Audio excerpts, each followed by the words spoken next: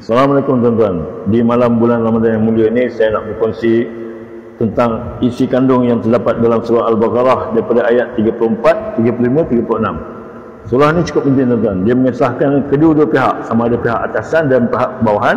Jika ingkar perintah Allah, dua-duanya akan mendapat laknat daripada Allah SWT. Okey, dengar. Bismillahirrahmanirrahim.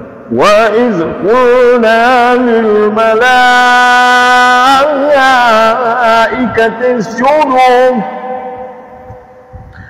اسْجُدُوا لِآدَمَ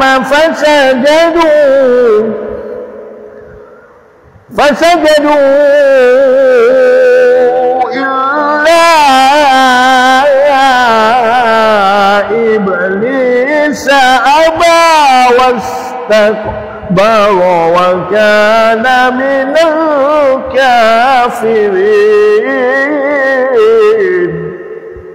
Artinya, dan ingatlah ketika Allah berfirman kepada para malaikat, sujudlah kamu kepada Adam.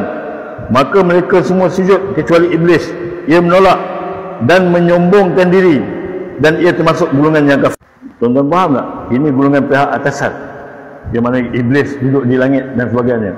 Dia mewakili semua para malaikat. Dia yang paling alim, tapi dia ingkar pada perintah Allah. Kerana Adam ni dibuat daripada tanah, dia daripada cahaya, daripada api. Jadi dia kata tak ada standard. Disebabkan dia ingkar perintah Allah, akhirnya dialah golongan yang pertama mendapat gelaran kafir. Itulah dia. Adam ni kira Iblis ni kira yang paling alim sekali lah pada ketika dulu. Dan kita pula di peringkat bawah. Cuba tengok ya. Wa qulna ya Adam uskun anta wa zawjukal jannah wa kula minha ragadan haitsu syi'tuma wa la taqraba hadhihi asy-syajarata fatakuna minadh dhalimin. Dan Allah berfirman, wahai Adam, tinggallah engkau dan isterimu di dalam syurga, dan makanlah dengan nikmat berbagai makanan yang ada di sana sesukamu. Tapi janganlah kamu dekati pohon ini, nanti kamu termasuk orang-orang yang zalim. Ayat ini jelas menunjukkan golongan bawahan seperti kita yang tinggal di bumi ni kan.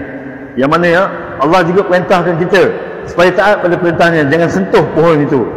Dan setelah kita dihasut oleh Iblis dan kita mengikut apa yang Iblis hasut pada kita, akhirnya Allah katakan kita sama juga seperti golongan orang yang zalim. Jadi kalau kita bersubahat dengan pihak yang bisa kata melanggar perintah Allah, akhirnya walaupun kita rasa kita ni special, golongan yang tinggi sangat, kononnya tetap dianggap oleh Allah SWT golongan yang zalim. Dan akibatnya apa yang telah berlaku?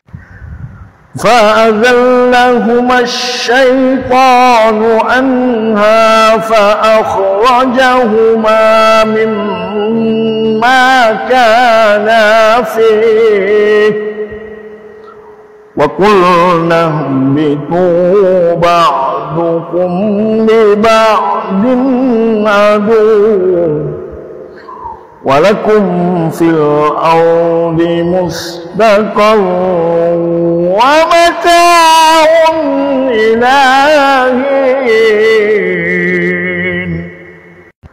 Lalu syaitan memperdayakan kedua-duanya dari syurga sehingga kedua-duanya dikeluarkan dari segala kenikmatan ketika kedua-duanya di sana.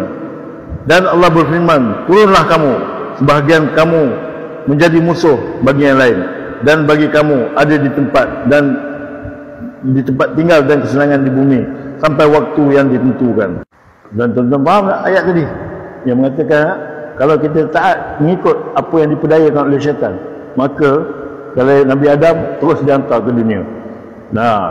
Jadi kesimpulannya, kalau kita taat di dunia ini pun pada perkara yang ditentang oleh Allah SWT, maka Allah akan melaknati kita di akhirat. Buat kita disayangi oleh Allah SWT.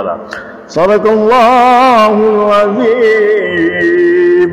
Benarlah kata-kata Allah mencipta semua alam.